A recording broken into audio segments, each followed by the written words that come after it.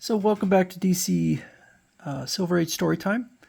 And I'm going to do something a little bit different this time, which is I'm going to introduce a character before I start to go through the stories.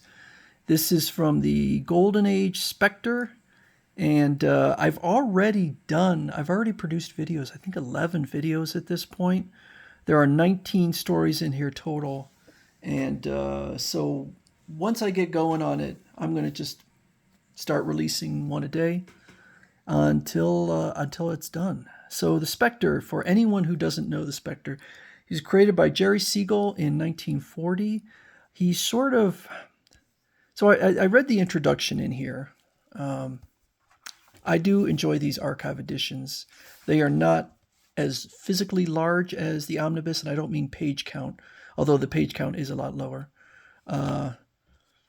But physical size is a little bit smaller than the omnibus edition. So I do prefer the omnibus editions. But these kind of characters were never released in omnibus.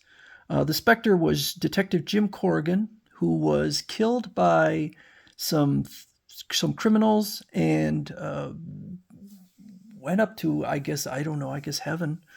And a voice decided to send him back to Earth to remain until he defeated all crime, or in some cases all evil.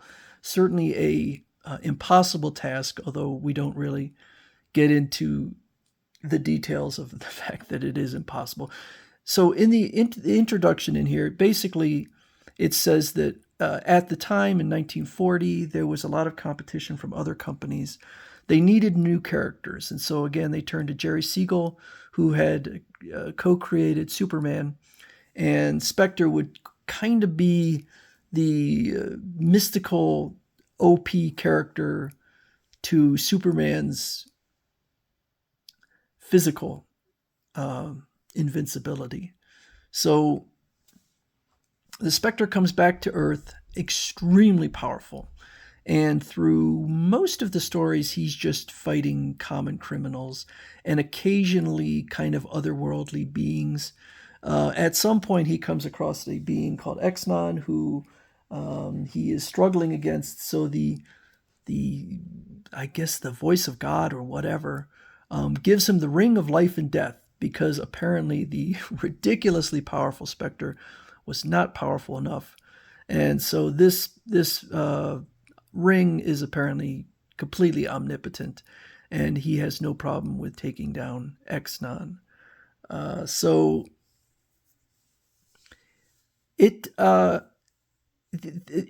interesting in how Jerry Siegel seems to maybe trying to figure out this character, because at the very beginning he's wearing a costume. So it's Jim Corrigan wearing a costume, but you never actually see that happen, because by the next issue, it's the Spectre kind of detaching himself from Jim Corrigan.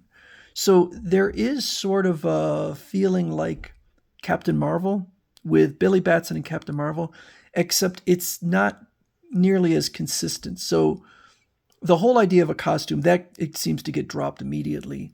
But sometimes they are two separate entities. Sometimes Jim Corrigan changes into the Spectre.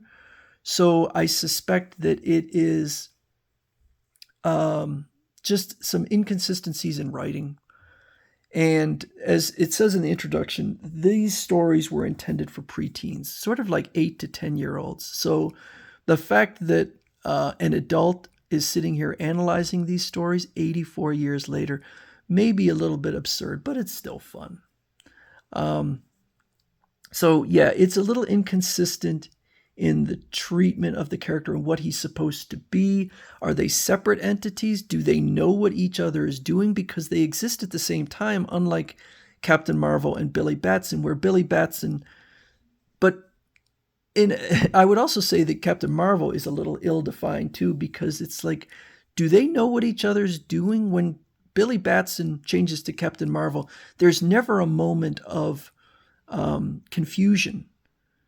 Captain Marvel knows exactly what's going on. So if he is a separate entity, that means he is somehow either shares a memory with Billy Batson, or is observing.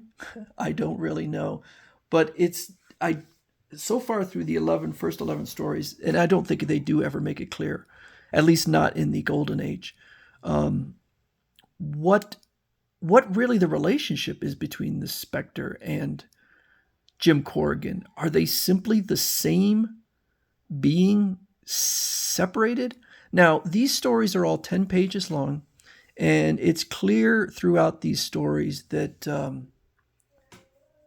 Jerry Siegel was often struggling with filling in 10 pages, particularly when he's going against regular criminals. So he's often just called away by the voice, but sometimes for no good reason. And the Spectre often just kind of plays around with the criminals rather than just defeating them immediately.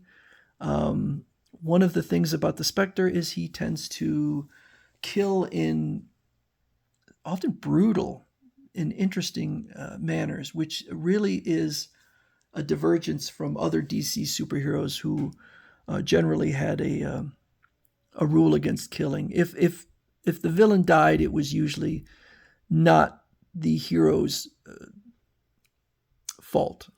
It would usually be the villain's fault. In this case, the Spectre would absolutely kill and do it quite often. But even there, he was inconsistent. In one of the stories that I just read, he just changes the guy's mind so that he like uses mental manipulation so that he becomes good.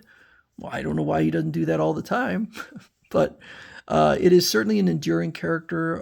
The Spectre was one of the members of the Justice Society, and I do have the entire series of Justice Society from the Golden Age in archive editions. So I'm eventually going to do those stories, and I really look forward to them because I think that the Golden Age Justice Society, I believe it was the first time you had a superhero team, even though they generally worked either independently or in pairs. They were not working together, so it was they were kind of, the writers were kind of feeling out how to handle a superhero team. But I'm going to start releasing all of these videos that I have produced, and I hope you enjoy it. I think the Spectre is an interesting character. These stories, I will admit, are a bit flawed, but it's the Golden Age when comic books are in their infancy and they're trying to kind of figure out these characters. So anyway, that's the next character I'll be doing, which is Spectre from the Golden Age.